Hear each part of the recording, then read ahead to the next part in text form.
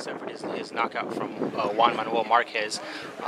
You know, I saw you were one of the first responders onto him, and you know, trying to get him turned around. How was that whole experience for you? See a fighter that you've been with so long take a punch like that, and in your personal opinion, like how would you have wanted him to stop fighting after something like that, or? Well, I was in there just really because, I mean, I saw what was happening, and you know, I was just, more so or not, I wanted to get the mouthpiece out of his mouth, because I didn't know exactly, I didn't see what had happened. It happened in the last second. I was looking down, going up the stairs when he got knocked out, so by the time I looked up, he was on the ground. So it just caught me off guard, so that's why I was in there like that. But, you know, it's part of the sport, you know. Things happen, and you know, unfortunately. Do you think a fighter could recover from a hit like that? We look at the Roy Jones Jr. We look at the Paul Williams, kept getting, you know, from Sergio. I mean, there's a whole, you know, you can go look at all the fighters that Trinidad destroyed.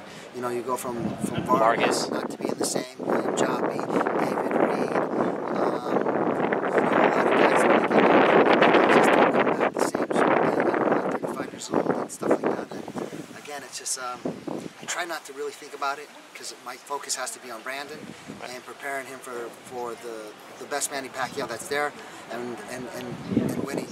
So,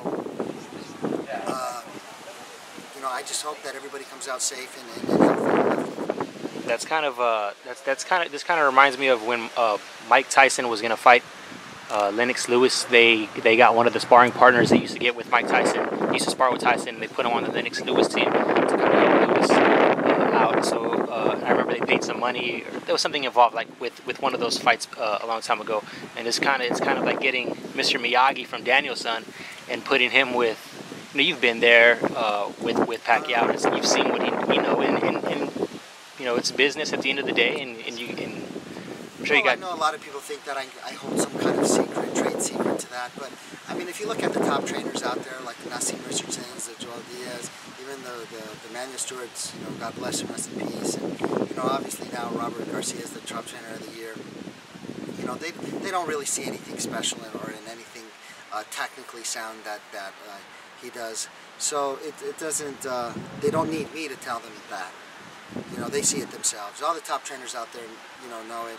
You've heard Naazim Richardon say it 1,000 times. You see, you know, so it's not like there's a big mystery or secret to it that I have that's going to change anything. I think what Robert and Brandon, Mikey, and even Maidana has expressed to me is that they were just mostly impressed with the conditioning of guys like Chavez, guys like Amir Khan when we fought Maidana, and obviously Manny and the fighters. They just was really impressed with the way that they were able to be so active through the fights, but they weren't really overly impressed with their technical boxing skills.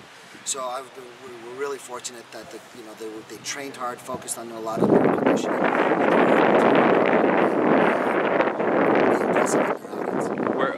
When Chavez fought Sergio, you know, he didn't do much until the 12th round, and I know there was a lot of hype around you building up Chavez for that fight, and nothing didn't happen until the 12th round. And when that happened, did it kind of make you feel good that he eventually caught your conditioning in the 12th round?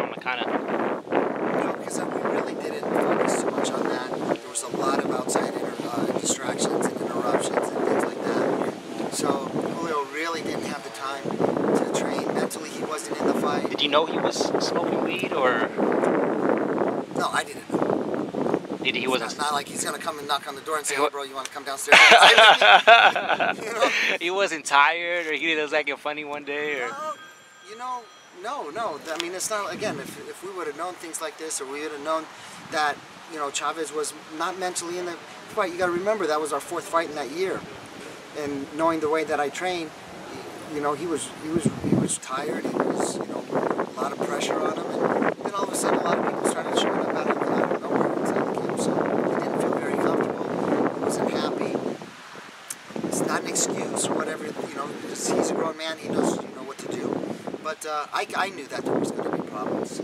So but these things happen, and they're a learning experience. And as Julio's got to learn to take it like a learning experience. just say, hey, you know what, this has happened, these are the changes that I want to make, and hopefully move on and make the adjustments. Yeah, how's Brandon Rios looking in camp? Very good. Yeah. Yeah, very good. I remember when he fought, when Margarito fought Manny Pacquiao, Brandon Rios was actually on the plane talking shit. You know, so it's kind of ironic that he's next up to fight Manny Pacquiao. Yeah. Well, Brandon's no Margarito, and you know, I don't know if we'll see the same Manny that we did against Margarito either. So,